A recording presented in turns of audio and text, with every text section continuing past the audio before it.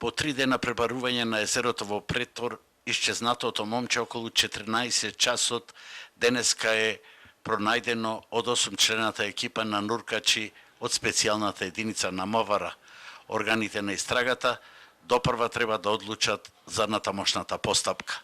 Инаку, екипата на Алфа денеска затекна еден куп роднини на момчето во Претор, кои беа незадоволни од институциите и морале да интервенираат во турската амбасада за да се забрза процесот на негово пронаоѓање, ама никој не сакаше да зборува пред камера. Сепак, одговорите ни ги даде ресенскиот градоначалник. Ги зголемивме екипите од Министерството за внатрешни работи, денеска дополнително дојда 8 души, од 9 сатот континуирано се врши потрага, се зголеми периметарот.